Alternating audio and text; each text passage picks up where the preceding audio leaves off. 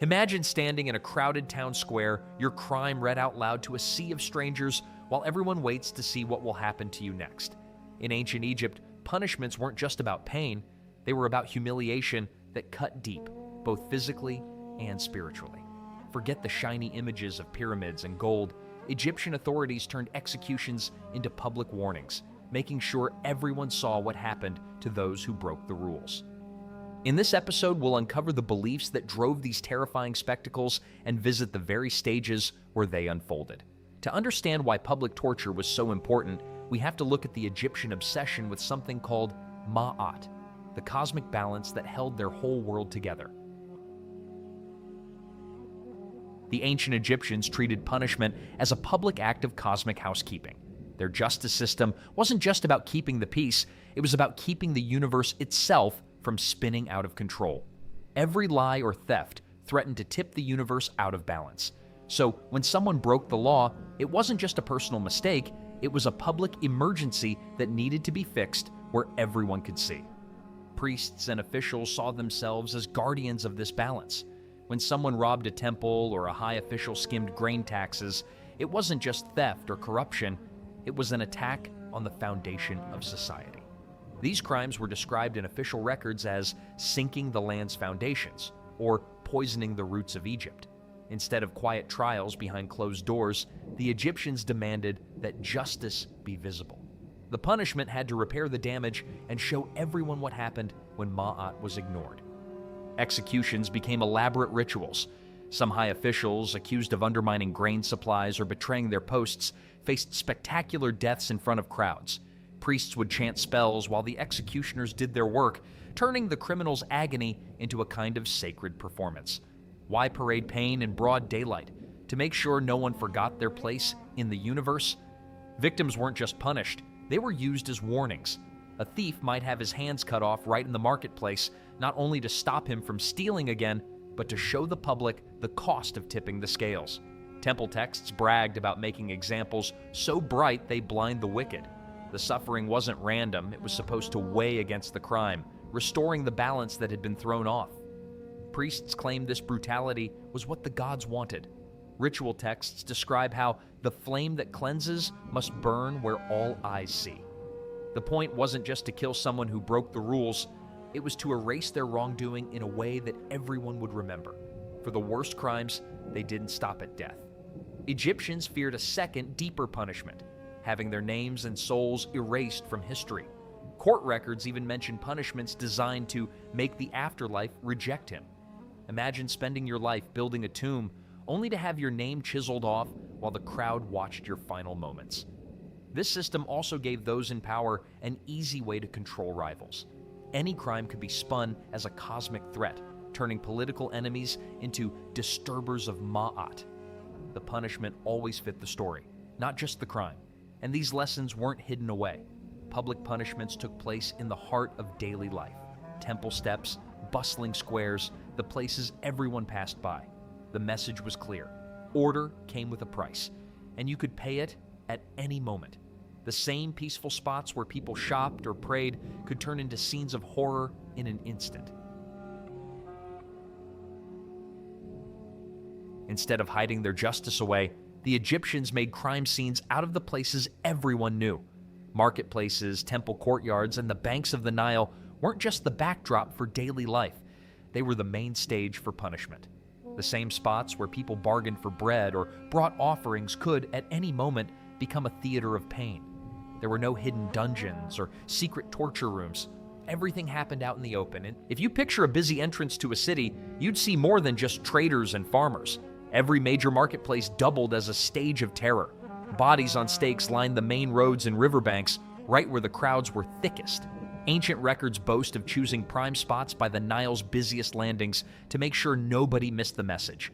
Punishments were often timed for market days, when entire villages poured into town and the spectacle would draw the biggest audience. The idea was simple. The more people who saw, the better. Temples, supposedly places of peace, were no exception. At Karnak, archaeologists found iron hooks embedded in the walls near the sanctuaries, not for decorations, but for displaying flayed skin. What went through a worshiper's mind as they passed those hooks each morning? Temple rituals would sometimes follow right after an execution, with priests washing blood into sacred pools as part of their cleansing rites. The mix of holy and horrific was intentional. A bull might be sacrificed to the gods in the morning, and by midday, a blasphemer could be skinned on the same altar. City gates were another favorite spot. Court records from the Ramesside period mention leaving bodies impaled on stakes until the birds finished them off. It wasn't just about cruelty, it was a way to send a message to anyone entering or leaving town. Traveling merchants would pass weeks-old corpses, a reminder that order here wasn't just an idea, but something enforced with steel and wood. Letters from the time warned newcomers to avoid certain gates, describing bodies hanging like dates on palms. The Egyptians didn't even try to hide their tools. At Edfu, excavations turned up bronze knives, branding irons, and ropes stored just off the main square. These weren't secret torture devices. They were as much a part of public life as the market stalls and temple incense. Even the islands in the Nile weren't safe. One rocky islet near Elephantine became known as the place of loud cries. Priests would tie condemned criminals to the limestone outcrops, leaving them exposed to the elements and the circling vultures. The condemned had to stay visible until their voice joins the wind, according to a priestly decree. All of this left a mark on the people who lived there. Love poems from the Middle Kingdom promise, "I won't make you stand where the copper touches flesh." Workers at Deir el-Medina scratched graffiti of hanged stick figures near the gates, a dark joke for those building the royal tombs. For most Egyptians, these punishments became part of the scenery, something you saw on your way to buy bread or while heading to a festival. But some punishments stood out even among all this horror. One method in particular turned victims into gruesome warnings for days on end, right at the city gates. Impalement was the punishment that left no room for misunderstanding. City gates weren't just for coming and going, they were the front row seat to a punishment designed to haunt your memory. Wooden stakes stood ready just outside the walls, and everyone knew what they were for. The process wasn't about speed. Executioners made sure it was slow, planting the stake in a way that kept the victim alive and suffering as long as possible. The goal was public agony, not mercy. Egypt's sun didn't help. The heat turned the stakes into makeshift cauterizers, sealing wounds just enough to drag out the ordeal. Flies arrived almost immediately, and the smell didn't take long to follow. Contemporary scribes complained of the stench drifting into sacred halls, and merchants learned to plan their routes to avoid the worst of it. Temple accounts bragged about victims surviving for days, sometimes long enough to see 3 sunrises before the end finally came. The bodies, though, stayed much longer. One military report from Memphis describes leaving a tax dodger's corpse in place until the jackals grew bold, which meant weeks of slow decay on display. This wasn't just about the condemned. It was a lesson for everyone else. Parents used the scene as a warning for their children. A wisdom text tells fathers to point your son toward the western gate when he steals bread. Even school texts from the New Kingdom treated these punishments as part of normal life, with math problems asking how many bodies could fit along the city wall. The message was clear: step out of line and you could end up as part of the scenery. People got used to it. Workers at Deir el-Medina scratched graffiti of prisoners walking themselves to the stakes, hands tied, faces blank. These weren't heroic rebels. They were reminders that the system worked and that everyone was watching. Love poetry from the era even used the horror as a promise, with lines like, "We'll live where no sand smells of copper." Impalement became so routine that temples spent more on incense than on the wood for warning posts. One papyrus lists maintenance of warning posts right alongside laundry expenses, a chilling sign of how ordinary it all became. Archaeologists still find evidence of this normalization. At Bubastis, layers of decomposed organic material around the gates point to centuries of repeated use. The stones themselves soaked up the history, stained by what happened there. This gruesome practice turned city gates into living death traps, warning everyone who passed. But even that wasn't enough for the Egyptians. In their quest to erase not just bodies, but identities, they took punishment a step further, right into the heart of their holiest places. Temples in ancient Egypt didn't just house gods, they displayed the worst punishments the state could invent. Flaying alive was the punishment reserved for those who dared to rob a temple or insult the gods. The result? Human skin, preserved and stretched across the walls, became part of the sacred decor. No one could mistake the message: break the rules here, and your body might end up as a warning to every worshiper who passed by. The process was calculated, almost ritualistic. Executioners worked to keep the skin whole using sharp bronze blades and practiced hands. The goal wasn't just to kill, but to create a trophy that would last. Medical texts mention techniques for removing the cloak while the victim was still alive, and some records label such criminals false in essence. Their hides hung near the very workshops or sanctuaries they had defiled. The punishment matched the crime. If you stole from the gods, your skin might end up right next to the altar, greeting every visitor. Where the skin was displayed mattered just as much as the act itself. Archaeologists have found hook holes near temple entrances and behind statues, places chosen for maximum visibility.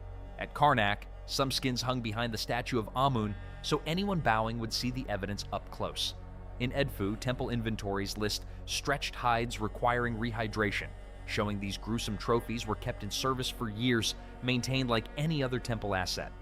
The religious logic was cruelly simple. Egyptians believed a body needed intact skin for the afterlife, so flaying served to condemn souls twice over. The verdicts often included phrases like, "He will wander blind among the dead," making it clear that this punishment erased identity in this world and the next. The skin itself was anonymous, stripped of names and titles, just a silent threat to everyone else. Flayed skin was also practical for the priests.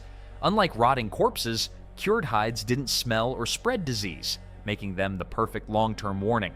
Some temple texts refer to teaching skins used to train new priests, and graffiti from workers shows apprentices sketching these displays as part of their education.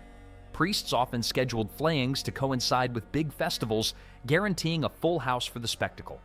Pilgrims would go home with the story, spreading fear faster than any royal decree. The psychological impact was huge.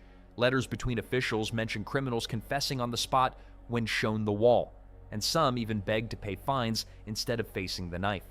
If public mutilation could erase someone's identity in life and death, what hope did any condemned person have?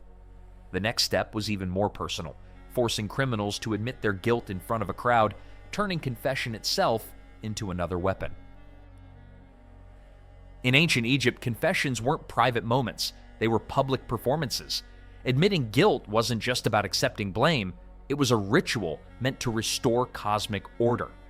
Priests took this spiritual idea and twisted it into a tool for control.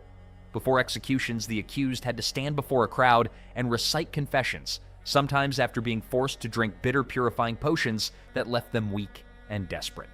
These so-called purification rituals were supposed to cleanse the tongue, but mostly they made people miserable enough to say whatever was demanded. The confessions themselves rarely listed real crimes. Instead, priests handed out poetic scripts that painted the accused as threats to the very foundation of society. One surviving example goes, "I am the rot in the fruit, the crack in the foundation, the hand that upsets the scales." It didn't matter if you were a farmer dodging taxes or a servant caught gossiping. Everyone got the same dramatic lines. The more grandiose the confession, the more it impressed the crowd. Officials liked these ready-made speeches because they fit any accusation, and nobody had to worry about the details. Getting people to confess took creativity. Sometimes it was as simple as tying prisoners in the sun without water until they broke. Other times, sleep deprivation did the trick. One court record tells of a baker kept awake for 3 days until he finally admitted to souring bread with evil spells. The truth was beside the point. The spectacle mattered more than accuracy. The audience wasn't just there to watch. Priests coached the crowd to join in, teaching them set responses. When an executioner shouted, "Who sees this criminal?" the crowd would answer, "All eyes see." Tomb paintings show spectators raising their hands as if voting to accept the accused's guilt. Sometimes festivals even handed out treats shaped like bound prisoners, so people could snack while watching the show. Kids got involved too. School tablets from Amarna have lines like, "Throw his heart to Amit," a phrase children practiced for moments just like this. Parents thought it taught respect for Ma'at, but the effect on young minds was another story. One medical text even describes a boy who couldn't stop reenacting executions with clay dolls after witnessing a real one. False confessions were common, but nobody seemed to care. Records from a vizier under Ramses III admit that out of dozens of cases, many confessions later turned out to be lies. The scroll shrugs it off. Better a voice cleansed in error than a silent imbalance. Some accused people even tried to outdo the scripts, making up wild stories in hopes of a quicker death. Then came the final indignity, forcing the accused to thank their captors for revealing their darkness. Confession in ancient Egypt wasn't just about words, it was a public ordeal designed to break a person in front of their entire community. But for some, the punishment didn't end with humiliation or pain. Sometimes the worst fate was simply being left alone, exposed to the elements, with nothing but the sun and sand for company. Death by exposure was the punishment that let nature do all the work. The Egyptians didn't need fancy devices or elaborate rituals for this one, just a stretch of desert or a rooftop and the patience to wait. Prisoners were tied up and left to face the elements, no blade required. The desert sun, the wind, and the endless hours did the rest. There were a few favorite setups depending on how public the punishment needed to be. Out in the desert, posts were anchored between rocks, sometimes in places where scorpions and biting insects liked to gather. Victims were left with no shelter, just enough rope to keep them upright, but not enough to move. Closer to the city, temple rooftops became execution grounds. The condemned would be tied down on hot stones, exposed above the crowds as festivals went on below. Temple records mention reserving certain rooftops for these slow deaths, making sure everyone knew where to look if they wanted a reminder of the price for breaking the rules. Timing mattered. In summer, a day in the sun could finish someone off before sunset. In cooler months, prisoners sometimes lasted for days, checked on by guards at dawn and dusk. One scribe described counting survivors each morning, marking off another night survived. Sometimes a sandstorm or a sudden drop in temperature made things even worse. There's a record of a thief who lasted 4 days before the wind finally finished him. The local wildlife didn't miss out on the spectacle. Desert posts attracted jackals, and sometimes prisoners were smeared with honey to draw stinging insects. Temple rooftops brought vultures circling overhead. A medical papyrus describes a rare survivor whose skin showed evidence of both hornet stings and rodent bites. The physical pain was only part of the ordeal. The psychological side was just as cruel. Guards would drink water loudly just out of reach, or tie prisoners facing the Nile so they could see the cool water but never touch it. At Thebes, posts were set near temple gardens, close enough for the condemned to smell fresh earth and hear festival music, but far enough to make escape impossible. The logistics were simple and cold. Every detail was designed to make the punishment visible, memorable, and cheap. The wealthy could sometimes bribe for a shaded spot or a little water, but most people got whatever the weather offered. Guards might end a suffering merchant's ordeal if the family paid, but that only led to new charges for interfering with ma'at. Most people died slowly with no one to help. When even the sun became your executioner, what chance did any criminal have? For ancient Egyptians, death was just the beginning of the story. Everything from tomb paintings to family rituals revolved around keeping your name and body safe so your soul could find peace in the afterlife. Your name wasn't just a label, it was your ticket to eternity. Lose your name, and your soul drifted in chaos, cut off from everything you'd worked for in life. That's why the worst punishment in Egypt wasn't physical pain, but erasure. Officials didn't just kill you, they tried to wipe you out of history. Teams of workers would go through tombs and monuments, chiseling names off every wall and statue. Many burial sites bear the scars of this systematic erasure, with names hacked out and faces scratched beyond recognition.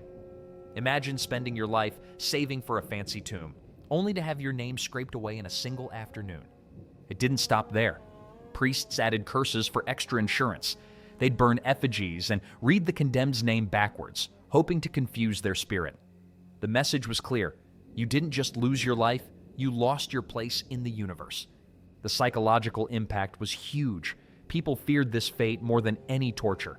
There's a letter from a nobleman begging the pharaoh, "Take my lands, but let my name stay carved." He lost both. Even kids understood the terror. School tablets had them practice curses like, "May your name dissolve like salt." Workers at Abydos joked about the ghost with no name when they found vandalized tombs. Name erasure was often political. Court records list officials purged from memory for reasons as petty as displeased the king or laughed at the wrong time. The excuses didn't matter. The result was always the same.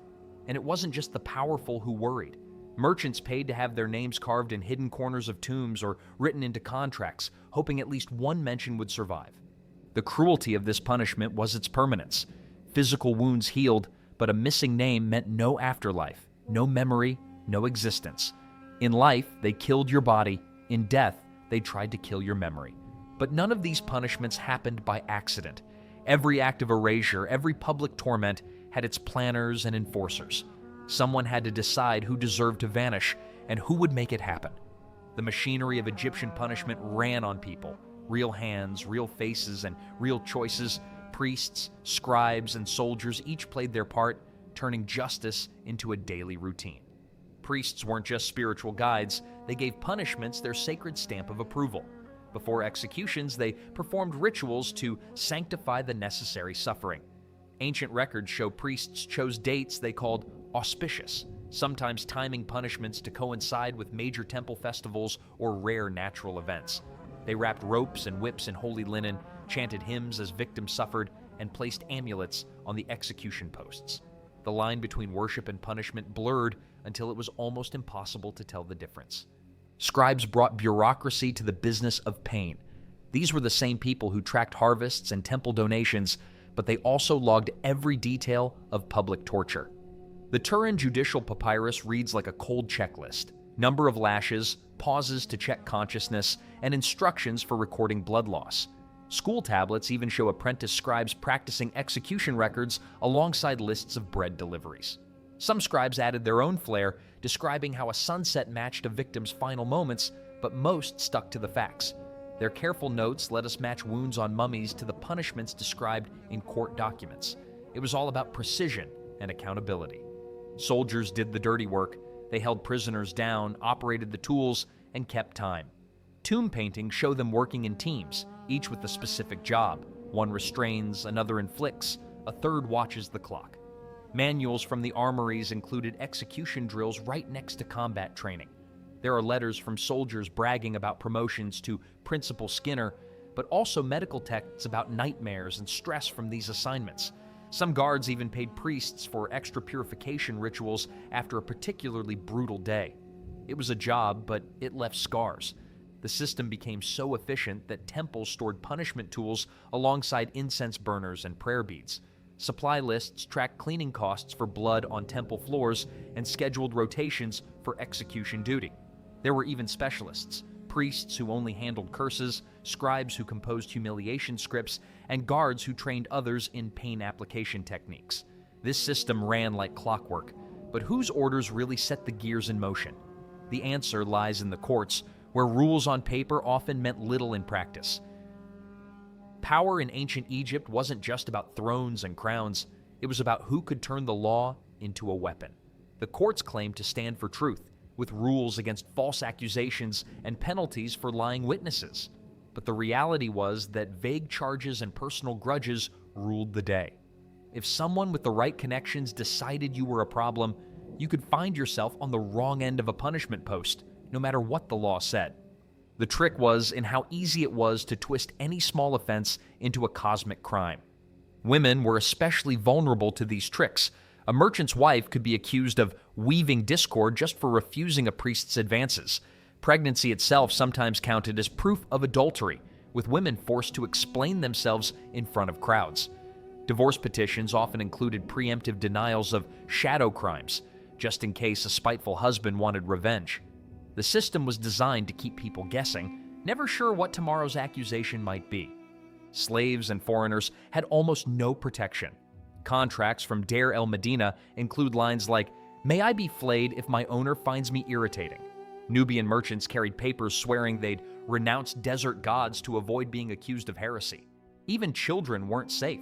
School tablets had pre-filled confession forms for kids, listing crimes like made faces behind teachers' back during prayers. Medical texts mentioned children burned for holding hot truth stones. The message was clear: anyone could be next. Public executions in ancient Egypt weren't about justice. They were tools of power, dressed up in religion. Charges like blasphemy or disturbing ma'at could take down anyone inconvenient, with numerous high-ranking figures purged in sweeping campaigns. Women faced extra danger. A simple complaint could be twisted into treasonous speech. The unpredictability kept everyone on edge. Fear did the work of 1,000 laws. Temple inscriptions openly brag about making examples so all tongues stay still. It's easy to admire Egypt's beauty and forget the terror beneath it. Modern museums highlight golden statues and painted tombs, but rarely mention the flayed skins or erased names. So here's the real question: what do our own monuments and systems hide behind their polished surfaces? Share your thoughts in the comments. Next time you admire a shining relic, remember the blood and names it may have buried.